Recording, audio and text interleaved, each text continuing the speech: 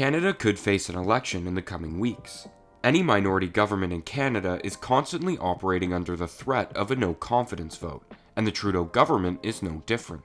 After much anticipation, the Trudeau government has delivered its throne speech, a moment that is often a test of a minority government's longevity. To add to that, the government has tabled votes of confidence for this week, a chance for opposition parties to force an election. So how likely is an election? How soon could one happen, and how would COVID affect the process?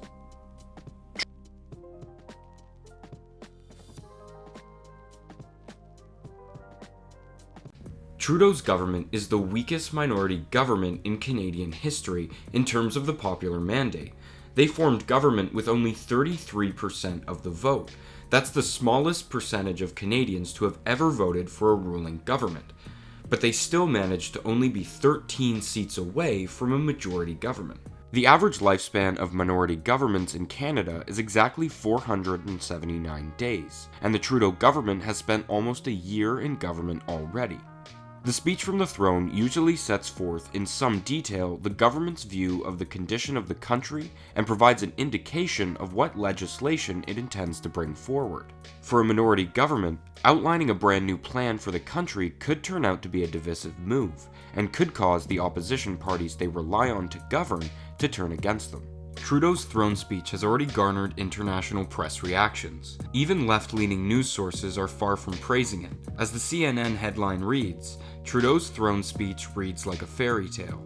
Even the New York Times wrote that the Prime Minister promised dramatic action to fix the economy and more as Parliament resumes, but his agenda is short on detail. This speech was unprecedented for many reasons. For starters, two of Canada's opposition leaders weren't there to hear it. Conservative leader Erin O'Toole and Bloc Québécois leader Yves-François Blanchet.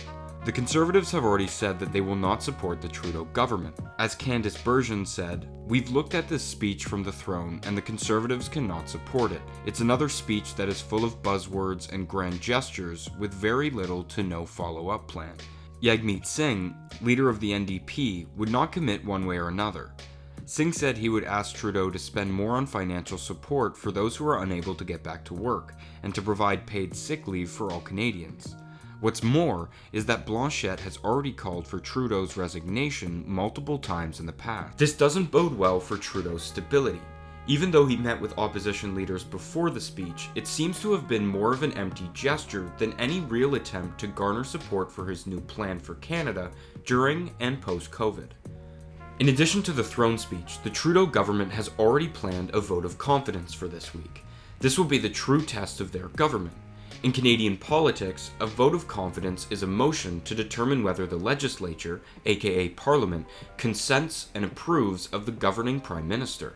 If the motion is met with a resounding no, often called a vote of no confidence, the Prime Minister must submit their resignation to the Governor General.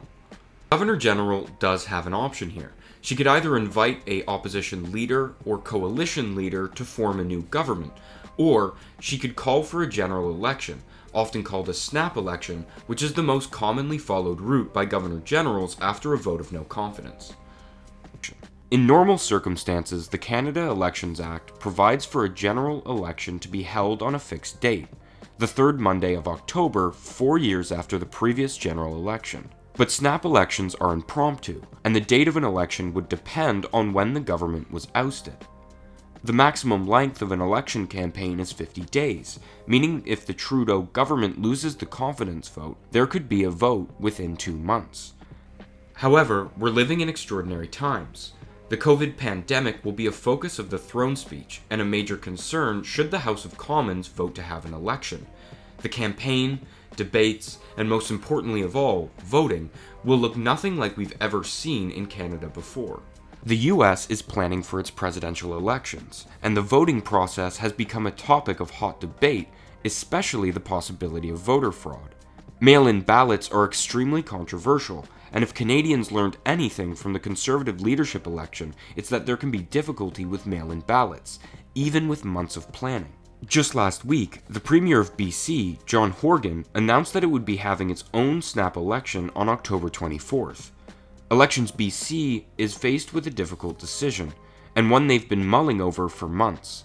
As a spokesman said, They were anticipating that 40% of all ballots would be mail-in, which gave an indication that there would be a hybrid system of in-person and mail-in voting.